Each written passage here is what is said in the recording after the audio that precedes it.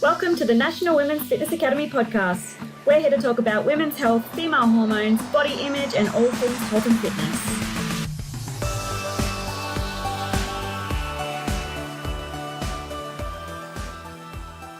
Hello girls, and welcome to another episode of the Women's Fitness Academy's podcast. I'm your host, Siggy, one of the WFA's educators and a women's online coach. Today, I've got a wonderful woman with me. We've actually never met. She's from Melbourne as well. Such a small world. Her name is Naomi, and she's known as Lifestyle Nutrition and Training on Instagram. Naomi, thank you so much for joining me. Thank you for having me. I'm excited. I'm excited too. Today's chat's going to be awesome. So for those who don't know Naomi's coaching is a high-touch, integrative and holistic approach. Now, Naomi also focuses greatly on working with the clients around nutrition, training, mindset, which allows her clients to reach well past their goals of body composition.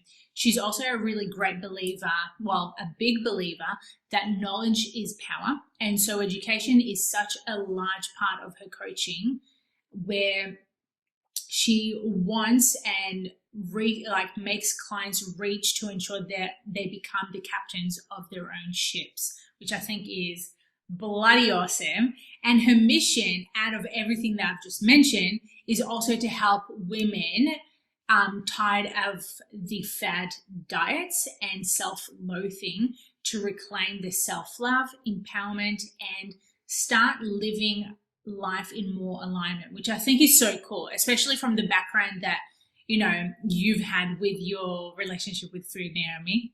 Absolutely, 100%. Just hearing you read that out actually gave me shivers, because I've never heard anyone sort of describe my coaching before other than myself. So it's so epic to hear. It really, really is. But food relationship is huge, and it's a huge part of my coaching. So yeah. I love that. Yeah, it's so funny when someone says something about you, you're like, oh my God, that's me. That's what I do. Absolutely. It was a bit like that. I was like, hang on a second.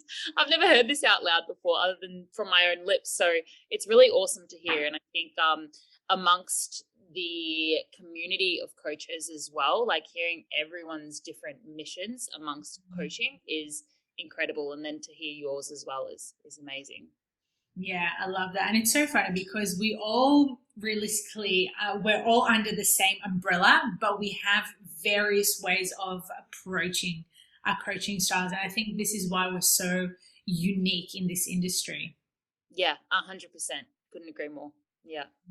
I love that. Cool. Well, what I wanted to do is start off by giving you an opportunity to let our listeners know a little bit about you, your history with food, your history with training. Let's talk about food. We're coming into the festive season. I think this is gonna be a great way for our listeners to have a little bit of understanding of your history and what you're doing right now, to make sure that you don't self-loathe or have that toxic relationship with food. Yeah, absolutely. So you did an amazing job at describing the way that my coaching is very much structured, and I suppose my driving factors around coaching. And a big part of that, like you mentioned, is mindset and relationship around food. And I suppose my own personal background around that as well has come from a very toxic place. Mm-hmm. So it would have been probably around my high school years and probably at the start of uni, where I was getting into nutrition. And I was starting to pay very heavy interest in food. But there was such a lack of education and awareness for myself personally. And so, I think you see perhaps your parents go through dieting phases or fat loss phases. And a lot of the time they are those fad diet approaches. And you see a lot of things on social media or in magazines or on news shows or anything that really sort of promotes any sort of diet culture, and you start to it starts to embed in your brain that those things are normal, or that they're healthy, or that they're the right thing for you. But a really heavy approach that I do take with my clients is that each person is different, and that's not just based upon their goals or their height or their weight. It's got to do with their mindset and their relationship with food as well. So I suppose for myself, coming from that understanding around diet culture and fad diets. And also one of the driving factors for me around food at the time was weight loss, and the toxic relationship that I had with myself. It really was reflected through my relationship with food as well. I ate to lose weight as opposed to, eating for nourishment. And it was one of those things where I just experienced so much anxiety and so much self-loathing around anything that was food related. So coming into festive periods like we are now was like, oh my God, what do I do? What do I do? I had no idea. I was so uneducated. And it was almost this feeling of complete overwhelm during that Christmas period or that New Year's period. And slowly moving down the tracks as well, I ended up moving into a bit of an eating disorder. And it was that really sparked all of that self-loathing for me. It really did. And it highlighted that there was an area that I really needed to pay attention to, and that something had to change. And I think the thing that really changed that for me was moving into strength training and really understanding how appreciative you could be of your body. And when you built gratitude around that, your mindset and your perspective around food also started to shift as well. So it was quite an interesting process to move through, and it's something that I always explain to my clients. It's nothing that's a one method fits all approach, especially when we're talking about food relationships, and everybody's journey is going to be so different. So, moving into festive periods back, probably 6-8 years ago now, it was an eat till you're sick kind of experience. And it never leaves anyone feeling good. I'm sure we've all been there before. We've all been there before. But it was never a good experience because it was always followed with some self-loathing as well. It wasn't, okay, yeah, I've overeaten or I've indulged and I've really loved my experience and I've loved being around family and I've loved the food that I was eating. It was an eat till you sick, until you're basically sick experience. And it was just followed by a lot of self-loathing afterwards. And getting back on track, and I use, quotation marks with that, was very much about depleting my body and starving my body of good nutrients, as opposed to the mindset that I hold now, or the mindset that I share with clients now, which is very much around, what you do most of the time is far more important than what you do sometimes. So it's quite interesting to see the different changes between then versus now, for sure. I love that you mentioned that, because I can totally relate to, well, first of all, I can relate to you just eating everything and anything and then sitting back on the couch and just unbuttoning your jeans and you're like, oh, that felt so good. But then like 2 minutes later, you're like fast asleep because you feel so sick. So I can totally relate to that. And I'm sure our listeners are like, oh my God, that is me every Christmas. So that's something obviously that we want to start avoiding, because it doesn't help any of us. And the second important point that you mentioned was that you changed your relationship with nutrition from just weight loss to more nourishment, plus the weight training, which I think is a huge aspect of making a change in your mindset by, us looking at our bodies. Oh, 100%, definitely. I think, especially when I look at my relationship with food and how it progressed with my relationship with training, like those things married so well together. Like when my food relationship was at its poorest, I also lacked a lot of confidence in the gym. I lacked a lot of confidence in the gym. I wasn't very confident in how to train, what to train. I wasn't guided by a coach at the time. I was what I'd probably describe myself as a cardio bunny, because for me, that equipment in that corner, the treadmill, the Stairmaster, the elliptical, although I love those machines and I think they're amazing, they were abused. I used to abuse them and overuse them, as opposed to appreciate all of the other things that I could actually do with my body at the time. And so my food relationship was like very strongly correlated with my training. And it wasn't until I think I started moving into strength training and building confidence in the gym, which then led to building confidence within myself, my own physical abilities and mental capabilities as well, that was when my food started to transform, or my relationship with food started to transform. And then it took just getting that little bit more educated and building upon that self-love to really, drive and fast forward 6 to 8 years now to move into a place where, for example, this festive season, I'm so chilled. I am so chilled. I'm going to be enjoying all of the foods. I'm such a big foodie. And this is something that I encourage my girls to do over that Christmas, New Year's period, is move into the festive period, enjoy your foods. And if you want to eat all of the foods, eat all of the foods. And there's no need to eat to that point where you do feel completely sick and like you need 10 naps afterwards. But on the flip side, if that does end up happening, it's okay. You're human. You can move on from it and it does not define you. So it's really huge. And I think pairing your food relationship and complementing it with how you train, and look, like, if, for example, if anyone listening to this right now is someone who is struggling with their food relationship, it'd be really interesting for them to be able to actually look at how they're training, what their training relationship is like at the moment as well, and whether those things marry or whether there's a disconnect between them. I think that's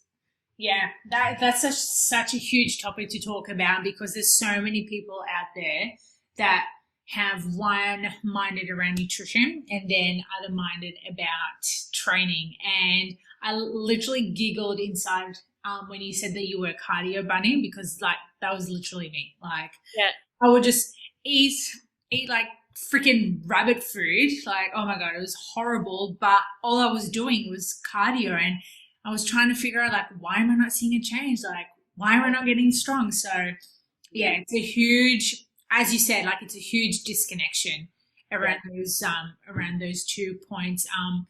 What are some ways that you would help a client if they, had some form of disconnection in those areas? Absolutely. So I think it's really important, especially for me as a coach, to get really clear on that client's goal.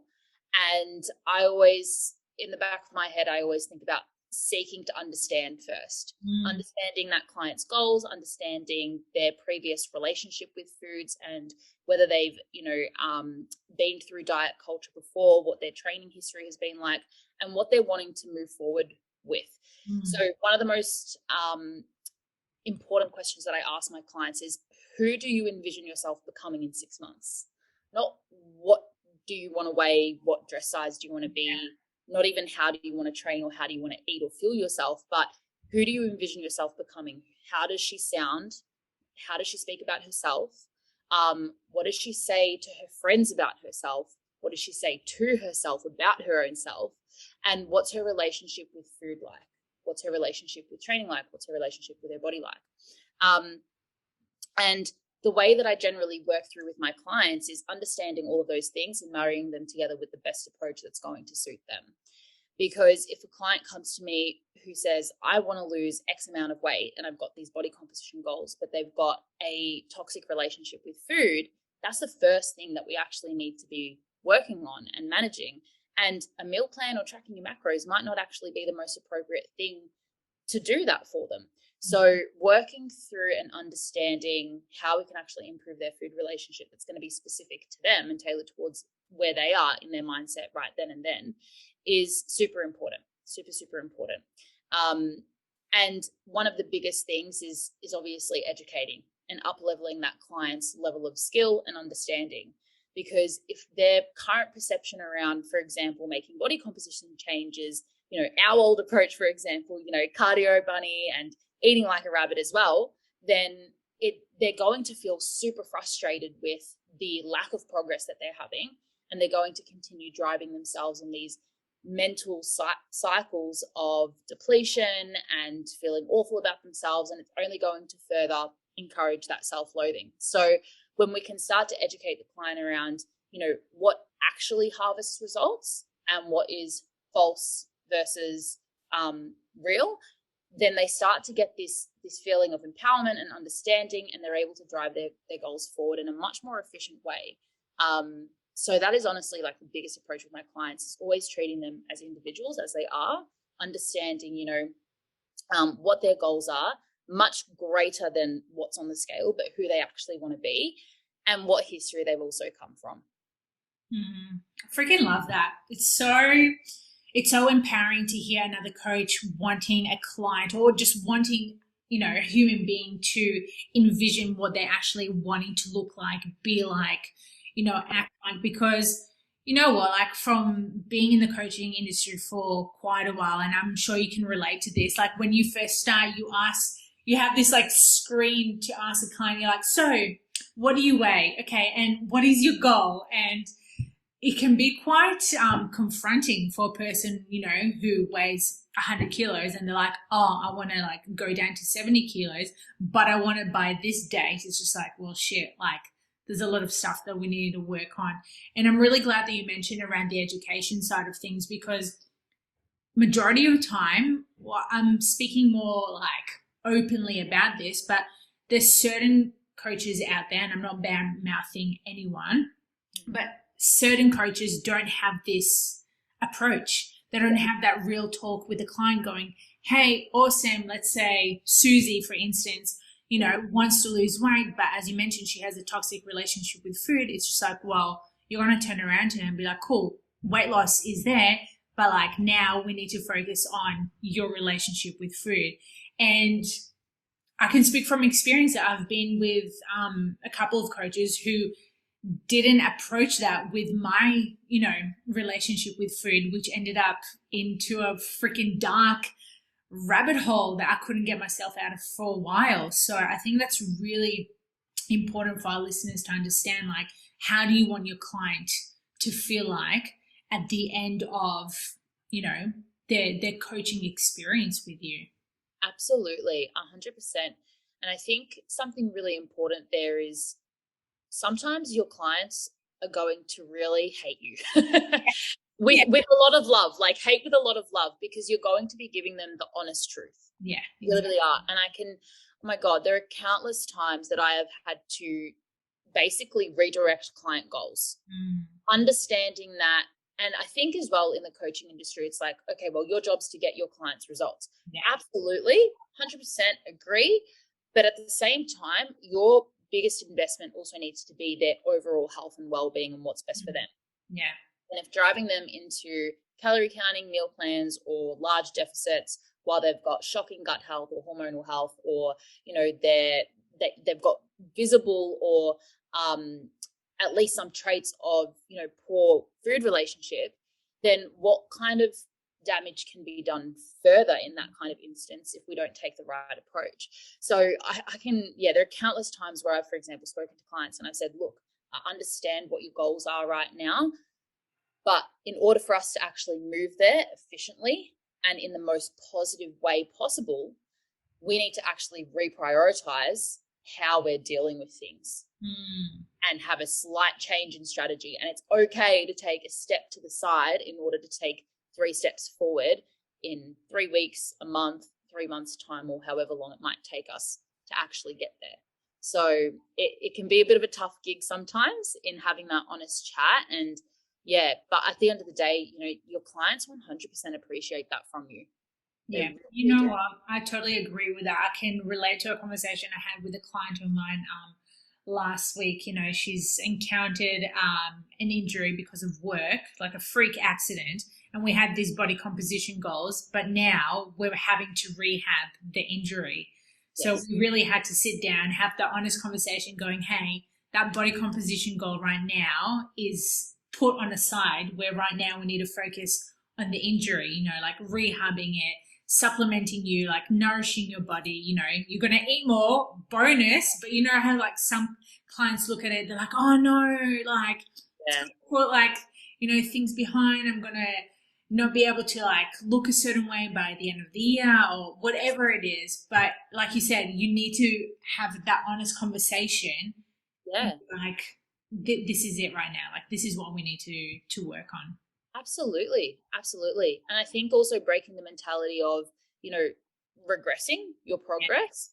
I personally don't actually believe in that, because I don't believe in failures, because I believe that anything that is other than a success is just a lesson. 100%. So even if moving into this festive season, you put on 2 kilos after this month of festive indulging, number one, it's very likely that all of that's not going to be fat. But number two, it's going to teach you some lessons. It's going to at least give you something valuable to work with. Whether the lesson was, okay, well, I've got, so many memories that I've built through this festive season, and maybe I've moved through the festive season with a better relationship with food, and I'm not valuing my own self-worth based on this additional 2 kilos, then that's an amazing lesson, and that's a huge win. Or the lesson might be, okay, well, what did I do during this festive season that actually was more of a form of self-loathing or self-neglect than it was self-care, and how can I move forward from that now? So yeah, I 100% agree. It's huge. Mm-hmm.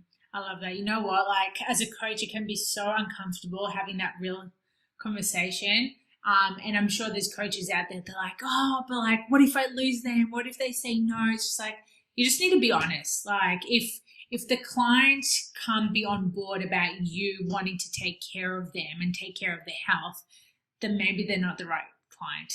Absolutely. Yeah, 100% agree. Yeah.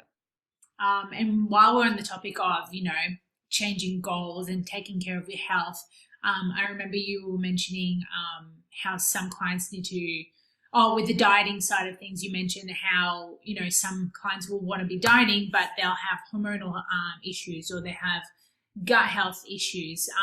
I know you've experienced some of these, you personally. Yeah, absolutely. So I honestly, to be honest, I think it was a long time coming with my gut health, and it rippled on into hormonal health factors as well. And when you're, I suppose, in the midst of sorting it out and understanding where these things come from, you go through a lot of reflection and understanding, what your childhood was like, what your teens were like, and moving into adulthood, etc. And for me, I would have had gut health issues from when I was very, very little. So I grew up with this stuff without even realizing it. And because of that lack of awareness and education, I just didn't know. I thought that, moving your bowels once every other day or 3 times a week or never was normal, where it's clearly not. And I think it's such a positive that that's becoming more of the norm now, to know exactly what is actually normal. So that's huge, and that's such a huge ability to be able to empower people to actually take care of their health. But it would have been year 12 and just such a stress load of VCE, and dealing with my parents' divorce like 10 years later after suppressing it, that stress eventually ended up catching up to me. And I ended up, it would have been actually during my powerlifting prep that I was diagnosed with SIBO. And that was an incredibly interesting time of self-development and learning. It really challenged me amongst all the physical challenges with, moving through gut health issues, but also the mental challenges that came with that as well. They were absolutely huge, but they definitely taught me a lot about myself. And then, of course, there are so many impacts from gut health communication to hormonal health communication, between the connection of, the gut-brain axis and gut-uterine axis. So there's absolutely no doubt that with having one, there's going to be another issue that comes up as well. And so then came the loss of my period and very imbalanced hormonal health. And for the longest time, what I knew was normal was that your periods were hell. In fact, when I first got my period, my sister actually said to me, okay, well, welcome to hell. Yeah. And I was like, oh no, what am I in for? So it was a real shock to the system to find out and realize that everything that I had experienced was far from normal, and nothing of the sort to be necessary at all. The painful periods, the back pain, and I'm talking like debilitating, really debilitating pain, which I'm sure so many women out there, even listening to this, just think that that's part of being a woman and to suck it up and just move on, etc. But it's really not. It's really, really not. And of course, all those things were just exacerbated when I was experiencing like the peak of my gut health issues. And of course, prior to actually experiencing those and finding out about those, I suppose, things that I was going through, this was following on from such a toxic relationship with food. So it just goes to show how much more impactful it is than just a, you know, poor relationship with food. It actually has such a great level of impact on your gut health and your hormonal health and obviously your mental well-being as well. So the cycle continues until you actually break it. And like I was saying with strength training and that being such a huge transition away from, you know, poor food relationships, once I started actually learning about my health as a whole and improving my gut health and improving my hormonal health and learning about myself as a woman, the way that I operated, the more empowered I felt. And the more I wanted to look after my body for more than just what it looked like from the outside, but also for how I wanted to feel and what health turned into for me, what it actually meant for me. Oh my God, you literally explained what my childhood and like my transition as from like a teenager to a woman felt like, because like I can totally relate to that. When I was a kid, I ate everything and anything, and I had so many gut issues without even realizing it now. But when you look back, you're like, oh my God, it makes so much sense why I wasn't going to the toilet every day, or why I was such an angry kid, or I was hyper and like, you know, it was just obviously like I don't know, like how old the generation like you were in, but like in my parents' generation, they didn't get taught much about nutrition. And same when we were at school, we didn't get taught much about it. So now that we have a better understanding of how impactful nutrition is on our body, women are start like opening their eyes. They're wanting to learn more. They're curious. They're like, what do you mean? Like, you know, like your gut microbiome can, you know, affect your hormones. Your hormones can affect your gut microbiome. Like it's all related together. And I love the fact that you mentioned how your sister said like, welcome to hell. It's just like, I remember when I got my, I can't remember if it was my first or my second period, but like my girlfriends at the time would be like, oh, this is it.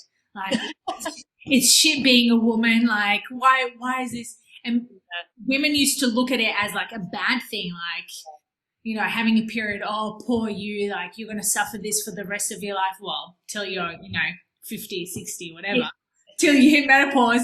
Yeah. But, like we got sold this idea that being a woman was fucking shit, which is not. And like you said, your periods don't need to be painful. And by you just making slight changes to your lifestyle, it impacts it so positively. And you've experienced it. I've seen it. And a lot of our clients are now going from being inflamed, being like, whether it's like PCOS or endo flare-ups, they're not experiencing these pains where they used to because they know how to take care of their health now.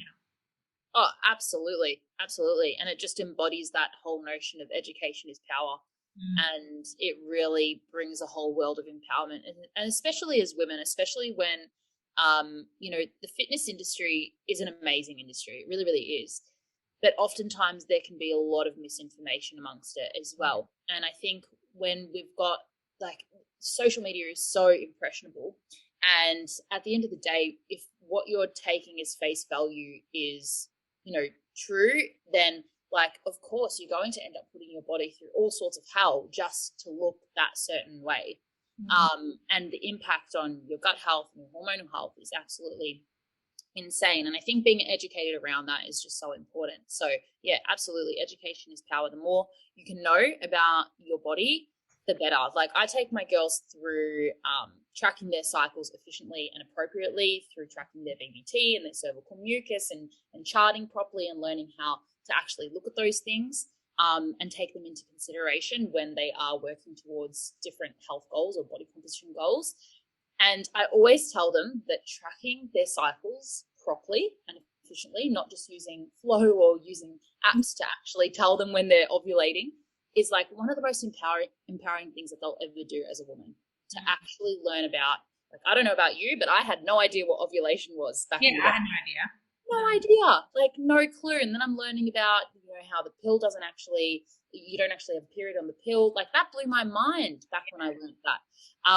And so seeing those little sparks go off for my clients when they actually learn those things, it's amazing. It's absolutely amazing. They learn those things once and they learn them for life. Yeah. And it's so empowering because then they actually share that information with their friends. And they continue like educating other people, and other people are getting more curious. They're like, what do you mean I'm not like having a period on the pill? Like, and it like the mind blows them, and they think that, you know, once you come off that, you know, when you take the sugar pills, they're like, oh, my hormones, they're going everywhere. It's just like, no, babe, like nothing's happening right now. Like you're literally just flatlined. Yeah, absolutely. Absolutely. Yeah. Yeah, it's fascinating. And I love the fact that we're so big in terms of educating clients and having them a better understanding of their bodies. I think one of the powerful things for women, well, for us, is knowing our cycles. And like you said, like when we, I don't know about you, but like high school, they didn't even go through half of this shit. Like, no way. Yeah. To be honest, like I can't even remember, but like if I did, they probably did not cover any of these topics that we're talking about. Definitely not. I'm pretty sure we watched one birthing video in high school, and we made period packs in regards to basically what those things were like little, you know, bags of like pads and tampons and things like that. And that was pretty much it. Yeah, like that was absolutely it. We didn't learn any more than that. And I honestly think like the involvement of women would change so much in the most positive light if this was thrown into education systems in high school. Like as much as I think definitely like taking into account the maturity level sometimes, you know, in those time frames, in those years, like I know as students in year 10 and 12 and when I was in that position, like I definitely didn't have that level of maturity and understanding. But I suppose that's also all the more importance as to why, you know, it should be something that's put in the education system to actually build that maturity amongst women and even amongst men, because it is important for them to understand as well, and to have that understanding, you know, if they are with women, etc. So, yeah, it would be such an involvement for women as a whole. I think slowly it's changing. Like I'm seeing changes within certain schools, and hopefully, I don't know, next 5-10 years, you know, the generation that we were in, they'll be more educated around all of this. Absolutely. Hopefully. In the meantime, there are our platforms, and it's always good because that's the benefit of social media, I suppose, and the power of social media. We get to educate so much, and we get to reach large audiences at the same time and educate many ages at the same time. Yes, yeah, exactly. Yeah, social media, it's so powerful, I'll tell you what. While we're talking about social media, I know throughout the pandemic, so okay, let me start that again. You started your coaching via face-to-face, but during the pandemic in Melbourne and the lockdown, you started transitioning more to online base and, you know, help women, you know, reclaim their power more in a bigger spectrum. How did that work out for you?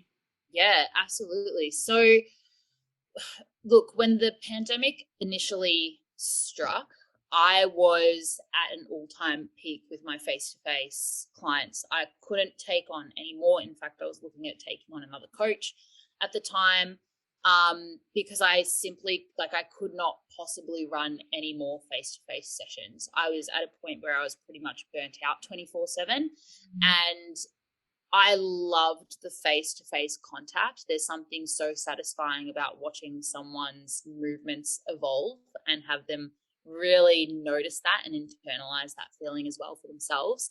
But I just couldn't take any more clients. I really, really couldn't. And so at the back of my head, I was like, okay, I'm going to start up, you know, online. I'm going to operate this as something that's, you know, an additional option for my coaching. And of course you say those things, and when you're so busy and when you're already burnt out, I found it was so hard for me to actually put into action. So to be honest, once the pandemic hit, I was like, well, I don't have a choice now. This is it. Like, this is what I'm doing. So I ended up basically transitioning the clients that I had at the time in that space who were face to face with me, and I moved them into online blocks so that they could obviously continue their training, they could continue progressing, continue looking after themselves and making themselves a priority through a time that was, you know, the utmost, you know, most difficult for so many people. And that was amazing because it gave us as a community the opportunity to really sort of build online together.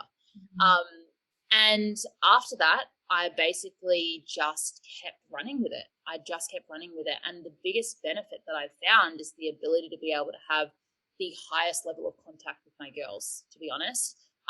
Face to face was amazing, like I said, and I honestly do love it. And there is a part of me that definitely misses that physical contact with clients, that, you know, you get that ability to be able to see their lifts transform, especially for someone who's come from a powerlifting background and come from strength training.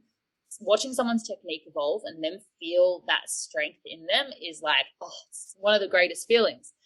But when you're online, you have this ability to be able to have so much high touch with your clients and to support them on so many different levels, whether that be watching their training videos and giving them video feedback, or whether that jumping on those check-in calls together, or whether it be that they're contacting you to celebrate a win.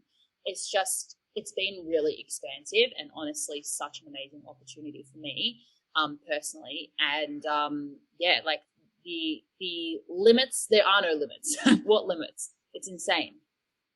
I love that. So good. You also mentioned in terms of like the transition with the online, you're able to communicate with your girls more often. What does that look like for you? Yeah. So look, to be honest, I always say to my girls, at the end of the day, I am going to be your biggest fan, your biggest supporter, and your harshest critic. So whenever you need me, I'm here. That's exactly what I'm here for. So my girls honestly have contact with me as often as they need. I set my boundaries as, you know, a businesswoman and as someone who obviously needs to fill your own cup up. And you'd be so aware of this as well. It's like you can't pour from an empty cup. So you do have to take that time to set boundaries sometimes with yourself more than anything. Like, I feel like my clients personally are always looking out for me. They're like, go to the beach. Are you looking after yourself? And I'm like, yeah, girl, don't worry, I am. So it's honestly me setting boundaries with myself, being like, stop checking in with the girls after this time or take the Sunday off, etc. But honestly, contact with them means that, you know, whenever they need something, they reach out. If they're celebrating a win, they reach out. They're sharing things together within our Facebook community. We have our weekly check-ins, whether that be via their documents or via our check-in calls. It's honestly like, it's so empowering. It's so empowering. I love that. I remember when I used to do face-to-face, it would be quite difficult to do the face-to-face and then the ongoing process for that as well. And once I transitioned to online, like you said, you're able to be more contactable, and the transition, like, through it, again, like, the thing is, people perceive online coaching to be this, like, you know, sunshine, rainbows, and like, it's so easy, and like, you'll be at the beach on your computer. It's just like, guys, I have not been to the beach on my computer, okay? Your computer will just burn out. I don't know who does that, but like, people, sell this dream that you know, you can do that from the beach. But online coaching, as fun as it is, it's also hard work. 100%, honestly. And I was definitely one of those people who had a complete misunderstanding about what online coaching was. Like, I was like, oh no, like, it's not as efficient, or, you know, it's really laxed, or, you know, you can't really, you know, progress your business that way. It is completely the opposite of everything that I ever thought it was. And so much better as well. It really, really is.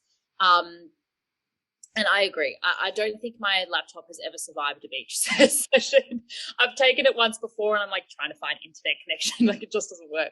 So it's absolutely hard work, and you still have to set your boundaries and your hours, and you have deadlines, and you always have, you know, back end work to do, even if you're taking a break over the Christmas period and not, you know, checking with clients, for example. You've always got something that you're thinking about.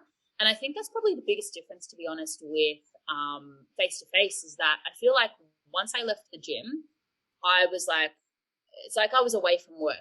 Yeah. Away from work, and I could switch off that little bit easier. You know, you'd still have your programming and things to do and back-end stuff to do as you would any other business. But I felt like I just disconnected that little bit easier. Whereas online, honestly, that's probably been my biggest struggle with my transition, is like actually learning to switch off. And so I think it's almost a positive that we can't take our laptops to the beach, because it means that when we're there, we have to be present. Yeah. what are you currently doing to switch off? Like, what do you have any like certain like routines or any tips for our listeners? Yeah, 100%. I'm all about stimulating your parasympathetic system that little bit more. So anything that encourages that, go for it. Fill your cup up and just go for it. And for me personally, I love things like essential oil. I love popping my feet up the wall and just getting extra blood flow into my digestive organs.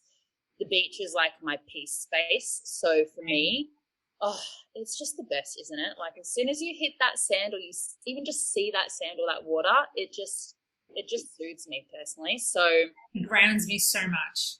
oh, incredibly, incredibly. Sometimes I do have to remind myself to actually take my shoes off and step on the sand. I'm sometimes too busy, getting my steps in, for example. It's just drilled into us. But once you learn to actually just step back and just tell yourself to stop and take a breather and take a moment and observe your surroundings and practice gratitude, connecting with nature is probably one of the biggest things that I personally do. And it's, like I was saying, the beach is my biggest peace space. So I do have to often remind myself to actually, stop for a second, stop looking at the watch and, sit down, sit on the sand or pop your feet in the water. So like even for example, tonight, it's such a beautiful day here in Melbourne today.